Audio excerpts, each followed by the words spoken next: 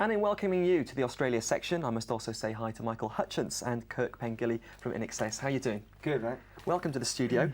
First off, what are you doing in London? We're finishing an album, and which we started in Australia a few months back, and doing that with Chris Thomas, and hopefully we're doing a single video here as well. It's been a long time coming though, Kirk, hasn't it? You've been quite quiet for some time, it seems to me. We sort of decided to take quite a long break because we've basically been touring and recording straight after each other for the last sort of 2.5 to 3 years without having a break. So we took a big break at the end of last year and into the beginning of this year. Bahamas. Well, Sydney, You're so decadent, you chaps, so decadent. Sydney, Bahamas. And then you spent the time, what, to write new material and... Yeah. Not really. Everyone's sort of, I think about new material. Yeah. Really. We just sort of spent a long time talking about it. When we went in to do it, we just got into the studio and started from scratch almost about 2 weeks before we went in and recorded it. So it was very from the ground up. It's interesting that you should be mixing and finishing off the album in London. It kind of begs the question, do you feel too restricted in Australia? No. The studios in Australia, especially the one that we did the majority of the album in, are equally as good as anywhere else in the world. It's just that Chris Thomas, having sort of been brought up in our studios, he knows what things sound like there, and he wanted to bring the tapes back to mix it here. So. Oh, but also, we'd like to be able to get... We've only played one show in England, which is a pity. We spent a lot of time in Europe, a fair amount of time in Europe, and did a tour of France, but if that's what you were getting at before, it's a strange thing in Australia. You can get big there, and then you get into a corner. Luckily, we've left Australia before we got as big as we are now, so we never felt cornered to get out, And we've had a good time either way. Yeah, because it's been a common complaint, having interviewed quite a few Australian bands now, that they feel they've become as big as they possibly can in Australia. Right.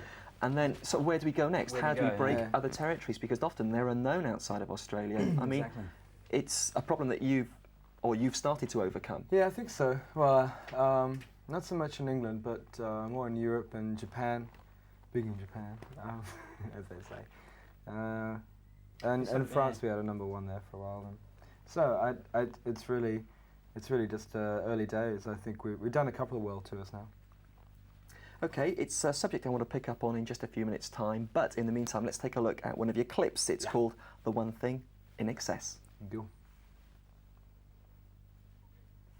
Good, that's great, thank you. Did you get my bird? Can you take one?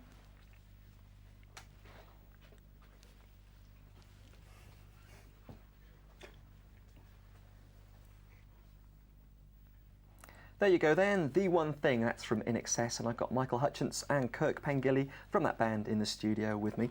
Gentlemen, we were talking a bit about how restricting or not restricting Australia was as a territory. Have you actually managed to kind of generate any kind of wealth? Because a lot of the bands coming out of Australia are still quite impoverished, although they are big within that country. Are you managing to make money out of it now? Yeah, I think we do okay. I think we've probably sold just about more records than anybody ever has in Australia, and which is okay. It's pretty good. And the thing is, there's a live circuit there. You don't have to really starve. And I think most bands in Australia, even really underground cult bands, tend to be able to at least eat and keep on going. Whereas in overseas, you tend to get a recording contract and they give you 50 quid a week to exist. Whereas in Australia, you can actually play.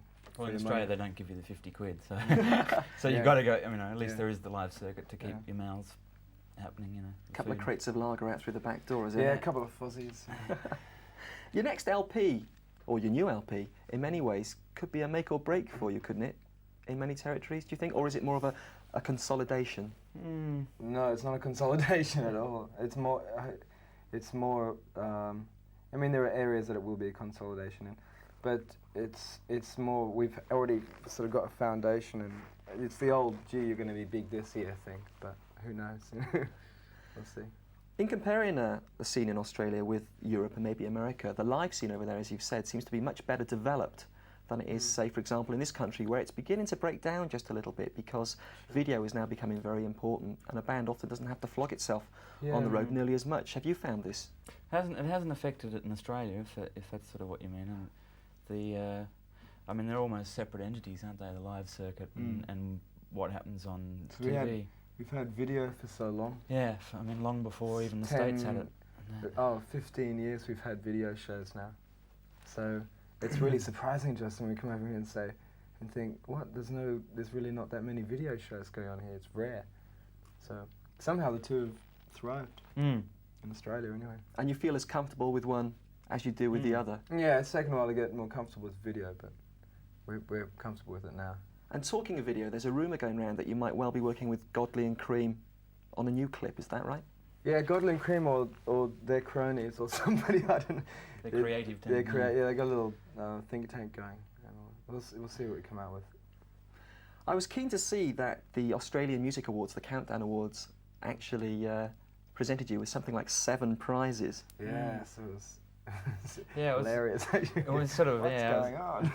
couldn't sit down, you know, up and down all night. It was an Academy Awards situation, yeah. Which award meant the most to you? Was there any one that was more important than all the others? Depends on who got the award. For Andrew and I, we got a songwriting award, which we think was the most important. But there were some silly ones. Yeah, Michael got best male Best male performer, Yeah. and the headlines in the paper next day sort of thing was, you know, Queen and King of Pop. It's like really oh, no. crass. But So crass. we got, you know, there was another one, outstanding achievement, I guess, for sort of our services overseas or something.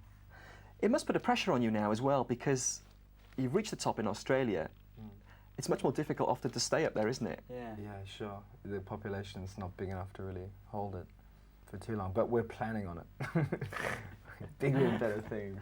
INXS, ruling Australia at the moment. What price of the world next? We're going to take a look at another clip now, another oldie from you called I Send a Message, a great favourite on Music Box, this one. I would think about a year ago. INXS, I Send a Message.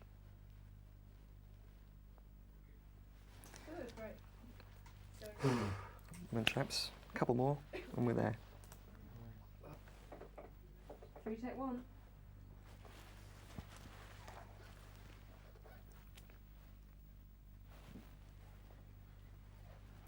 INXS, I Send a Message. Michael and Kirk from INXS in the studio with me for the Australia section. INXS were in fact the only Australian band to be transmitted worldwide as part of the Live Aid project. How did you feel about that? Great. Yeah, I mean, the Australian one was really quite good. And I mean, the only thing I'm a bit disappointed that some of the other bands weren't shown, because there's, you know, some really good bands. 17 bands that were actually on the Australian.